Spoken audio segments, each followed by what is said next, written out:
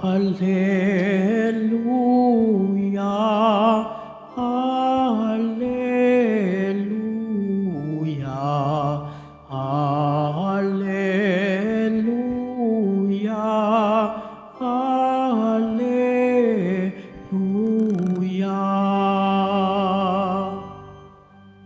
Mapalad ang sumusunod sa salitang buhat sa Diyos at namumuhay ng angkop. Hallelujah, Hallelujah, Hallelujah, Hallelujah.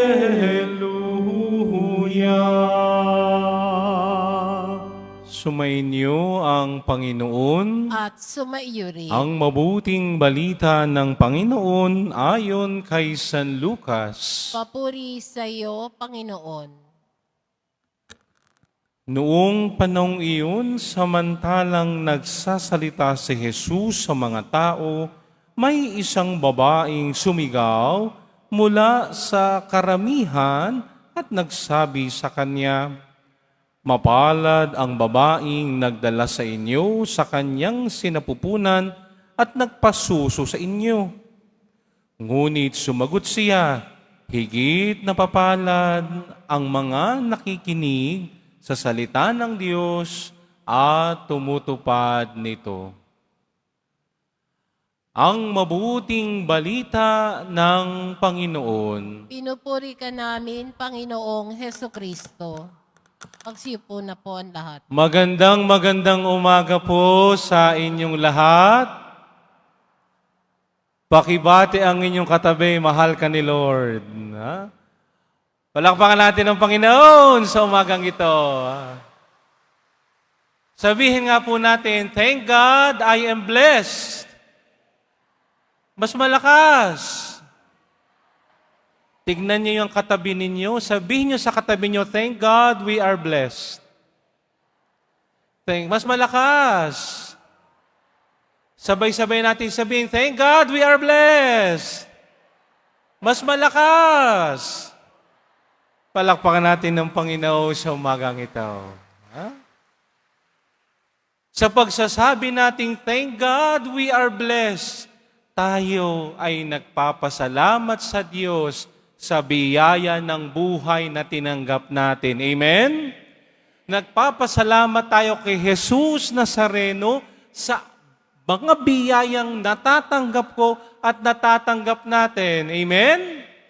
Kaya tayo ay nagpapasalamat sa Diyos sapagkat pinili niya ako at pinili niya tayo para ipalaganap ang pag-ibig niya. Amen? Palakpakan natin ang Panginoon sa umagang ito. Tignan mo yung katabi mo. Tignan mo yung katabi mo, baka natutulog pa yan. Tignan mo yung katabi mo, sabi mo sa katabi mo, "Mapalad ka." Nang minsang ginawa ko yan, sinabi, "Mapalad ka." Alam mong sinabi sa kanyang katabi, "Malapad ka." Ay, Jesus. No. Ano ba ang ibig sabihin ng mapalad? Inaalala ko sa aking buhay, ako'y seminarista pa, ako'y nagkataon, nung buhay pa si Pope Francis, nung siya'y dumalaw dito sa Pilipinas, naka-close encounter ko ho siya. May picture ako niya. No? At nung ito'y makita ng iba kong mga kasama, anong sabi nila? "Ang swerte mo naman." 10 years ago, nung ako'y maordinahan, ay siyempre, kapag ang isang pari inoordinahan, ay siyempre, proud ang mga magulang, Pero hindi lang ang mga magulang ang proud.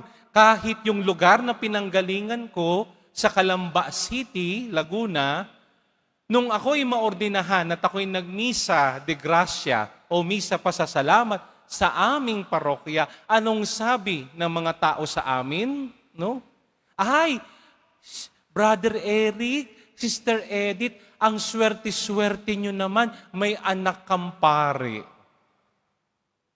Nung ako'y nagmisa ng pasasalamat doon sa aming probinsya, sa probinsya ng Quezon, no? Sa Dolores, Quezon, doon sa Dambana, pambansang Dambana, ng mahal na Birheng Dolorosa. Buhay pa ang lola ko noon, no? Nakita ng lola ko na ako'y ordinahan. Nung ako'y nagmisa doon sa amin, sa Dolores, anong sabi ng aking mga kababayan doon? Ay, nausing! Aba, ikay swerte, ikay merong apong anak. Ikay may apo na pari na pala. O siyempre, lola ko, proud na proud. Siyempre, baga naman na yung lola di baga? Ano ba ang pagiging mapalad? Kapag mapalad ka ba, kapag mayaman ka, pwede. Pero depende. No? Kasi mayaman ka nga, saan mo naman kinuha yung pera mo? Di ba? Masasabi mo mapalad ka. Di ba? Mayaman ka nga, sa mali mo naman kinuha, hindi ka pa rin mapalad. Mapalad ka ba kapag ikaw ay napakatalino? Pwede. Pero minsan, sa sobrang talino, nagiging baliw ka rin minsan. Ano ba ang totoong mapalad? Tayo'y sinasabihan ng ating Panginoong Hesus, mas mapalad tayo kapag tayo ay nakikinig. Nakikinig ng salita ng Diyos. Amen? Amen? Kulang. Amen kayo ng amen Makinig ng salita ng Diyos at tumutupad nito. Tandaan natin sa mabuting balita, hindi isinasantabi ng Panginoong Hesus ang kanyang nanay. Bakit? Kasi anong sabi ng isang tao doon? Ika'y napakapalad. Bakit? Napakapalad ng nanay mo. No? Sapagkat ika'y pinagbuntis niya. No? At siya ang nagpadede sa iyo, mapalad ka. Pero nang sabi ng Panginoong Hesus, mas mapalad ang nakikinig ng salita ng Diyos at tumutupad nito.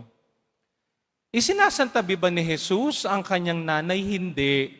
Bakit? Sapagkat una't higit sa lahat, ang nanay niya o ang nanay natin, ang mahal na birhen, ang pinakauna at pinakamagandang halimbawa, example ng sinabi ni Jesus. Bakit?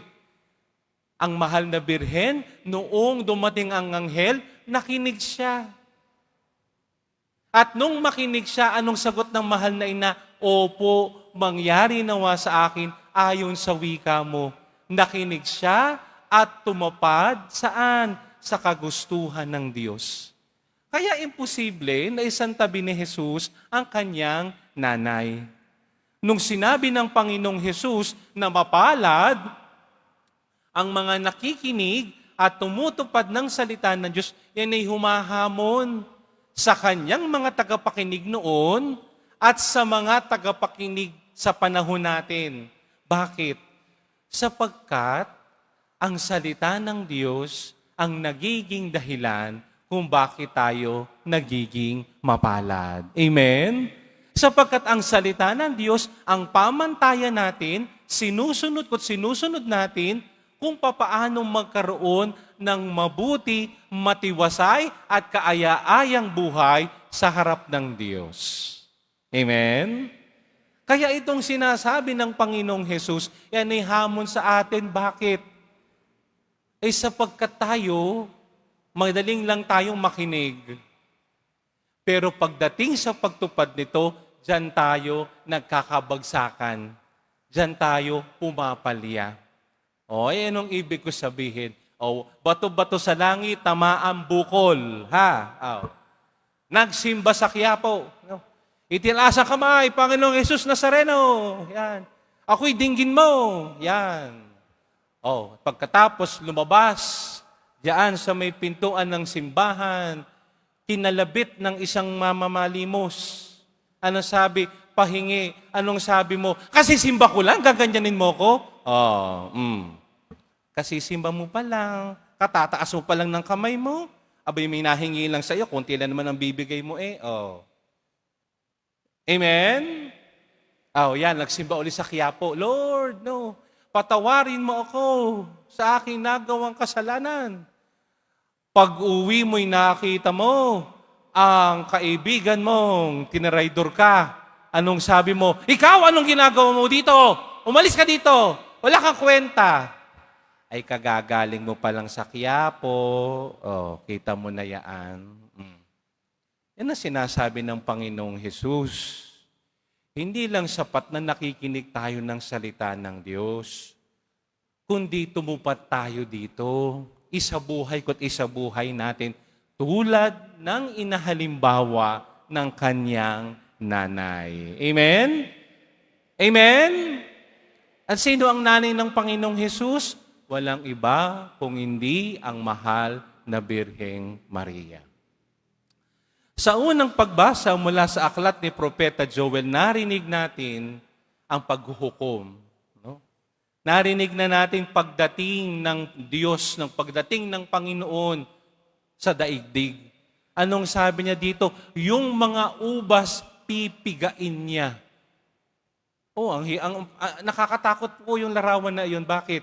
Sapagkat yung bunga na sa halip ay kakainin mo, pipisain, dudurugin.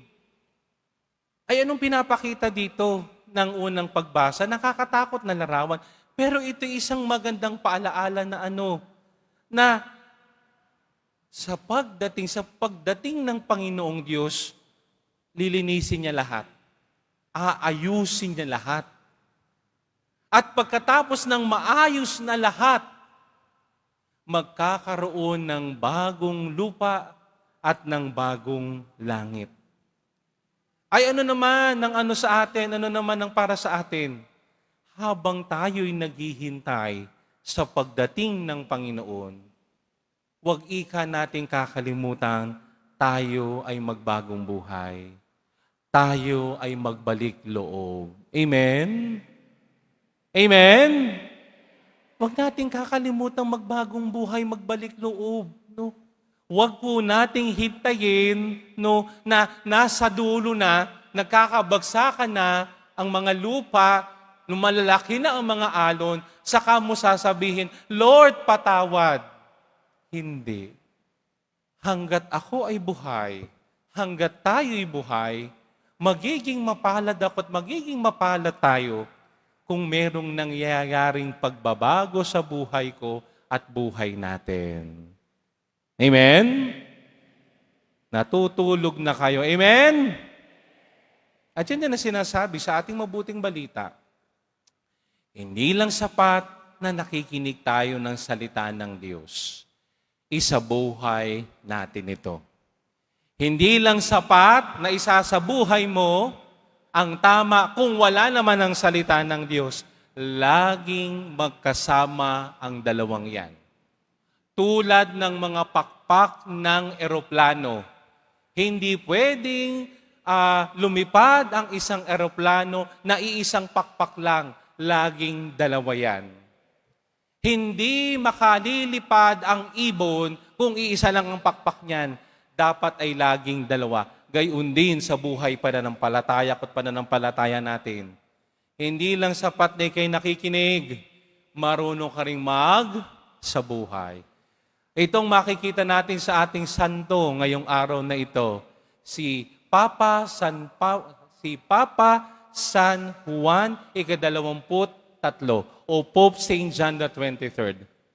Na itong araw na ito hindi niya kamatayan, kundi inilagay ang pista ni St. John the 23rd ngayong araw na ito sapagkat ngayong araw na ito, October 11, 1962, sinimulan ang Second Vatican Council.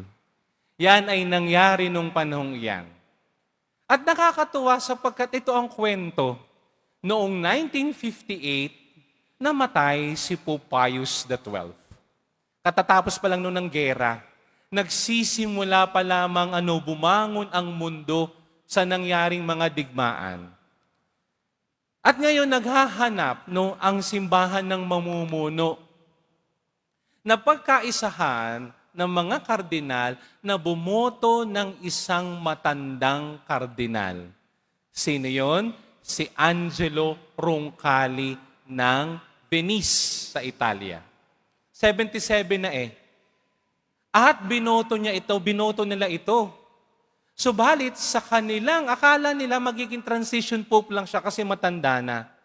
Subalit nung siya ay ma-elect bilang Santo Papa, ang unang ginawa niya ay sinabi niya, adjournamento. Ano ibig sabihin nun? Buksan natin ang bintana ng simbahan, buksan natin ang pintuan ng simbahan upang makapasok ang fresh air, ang hangin. At dito nagsimula ang mga ginawang pagbabago, mga ginawang mga panukala sa loob ng simbahan. At anong naging bunga nito? Itong banal na misa natin. Bakit? Sapagkat nung unang panahon, ang misa ay misang Latin. Subalit ngayon, sa panahon natin ngayon, ang misa ay Ang misa ay napapakinggan sa pamamagitan, na ang misa ay naisasagawa na sa ating sa ating mga sari-sariling wika. Nung unang panahon, tanging mga lalaki lamang ang pwedeng magsilbi sa banal na misa kahit ang pagbabasa ng salita ng Diyos. Subalit ngayon, yung commentator, yung readers, puro babae. Di ba ga?